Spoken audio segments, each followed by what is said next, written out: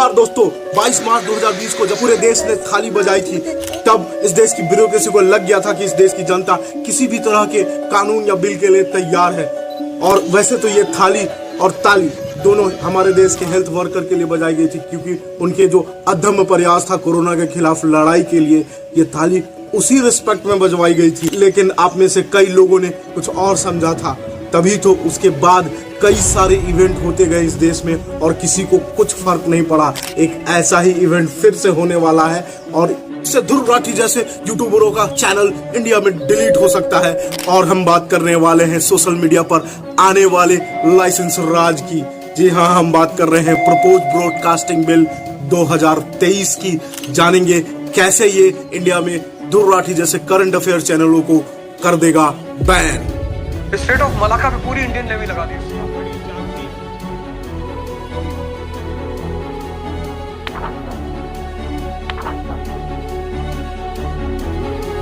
पढ़ाना है झारखंड को तो करे दैनिक आर्यावत को सब्सक्राइब, जो आपके लिए तो फ्री भी है और आसान भी है, लेकिन इससे मेरी पूरी टीम को एक इंस्पिरेशन मिलता है। तभी तो झारखंड में एक बड़े बदलाव के लिए हम आपके स्क्रीन तक पहुंच पाते हैं।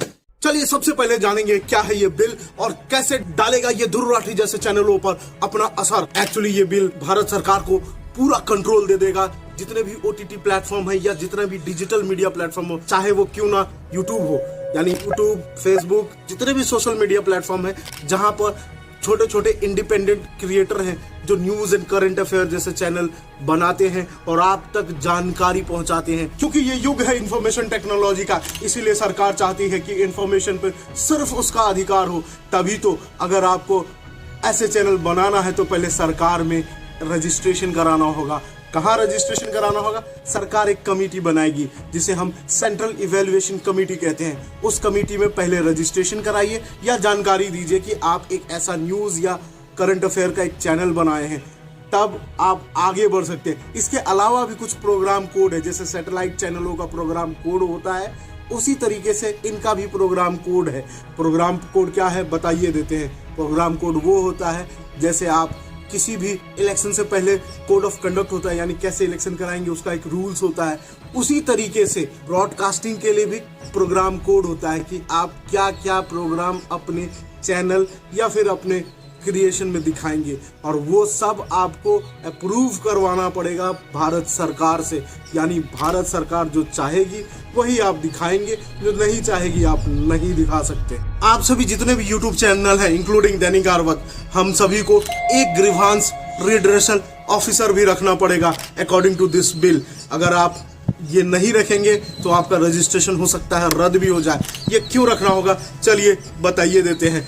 ग्रीवांस रिड्रेसल ऑफिसर वो होगा जो आपके चैनल पे दिखाए गए किसी भी कंटेंट पर अगर इस देश की किसी भी जनता को आपत्ति होगा तो सबसे पहले वो निवारण आपका ग्रीवांस रिड्रेसल ऑफिसर करेगा। इसके बाद अगर ये कि निवारण से संतुष्ट नहीं होगी जनता या फिर कोई भी सरकारी अधिकारी, तो फिर वो कहाँ जाएगा? वो जाएगा सरकार द्वारा निर्मित या गठित सेंट्रल इवैल्यूएशन कमेटी के पास, और वो तय करेगी कि आपका कंटेंट ऑनलाइन रखा जाए या नहीं रखा जाए। यानी सेंट्रल इवैल्यूएशन कमेटी के थ्रू सरकार कंट्रोल करेगी डिजिटल मीडिया प्लेटफॉर्म को, इवन OTT को। अब सेंट्रल इवैल्यूएशन कमेटी यानी CEC कैसे काम करेगा? CEC बिल्कुल वैसे ही काम करेगा जैसे CBFC करता है। फिल्म देखते हैं ना आप, फिल्मों को जो कंट्रोल करती है, यानी सेंसरशिप पूरा का पूरा ताला बंद। तो भैया एडिटर, हो गया अपना काम, चला जाए यार, दूसरा काम धंधा ढूंढा जाए। अब तो हो गया, चलते हैं। जरा ठहर जाइए, अभी और कुछ भी करेगा CEC यानी सेंट्रल इवैल्यूएशन कमेटी। क्या करेगा? अगर इस कमेटी के किसी भी अधिकारी को ये लगा कि आपके चैनल पर दिखाया गया हुआ कंटेंट भ्रामक है या अधूरा सच है, तो भैया हो गया आपका काम, ताला बंद आपके चैनल का, बोरिया बिस्तर बांधिए और निकल पड़िए। अब ध्रुव राठी जी बड़ा डिक्टेटर खेल रहे थे आप अपने चैनल पे, अब क्या होगा? कहीं आप जैसे लोगों के कारण तो सरकार ये सब फैसला नहीं ला रही है। चलिए, हालांकि आप फैक्ट पे बात करते हैं, लेकिन एक और यूट्यूबर है जो चिल्लाने को ही पत्रकारिता समझते हैं। आप मेरा इशारा समझ गए होंगे, मनीष कश्यप जी। आप जो रोड पे माइक लेके खड़े हो जाते हैं, जो इतना चिल्लाते हैं, उससे सामाजिक सौहार्द बिगड़ता है। यानी उससे सरकारी कामकाज में डिस्टरबेंस होता है। तो क्या इन्हीं सब वजहों से सरकार ला रही है ये बिल? चलिए जानते हैं। नहीं नहीं, ऐसा बिल्कुल नहीं है। दरअसल ये बिल एक्सटेंशन फॉर्म है किसका? केबल टीवी रेगुलेशन एक्ट 1995 का। हालांकि ये एक्ट आए हुए 25 साल हो गए हैं और इस दौरान एंटरटेनमेंट दुनिया में कई बदलाव हुए हैं। जैसे यूट्यूब आ चुका है, सोशल मीडिया आ चुका है, कई तरह के रिसोर्सेस आ चुके हैं इंफॉर्मेशन लेने के लिए। इसीलिए सरकार ने समझा क्यों ना अपने इस पुराने कानून में थोड़े बड़े बदलाव करके इन सारे सोशल मीडिया को अपने अंडर ले लिया जाए।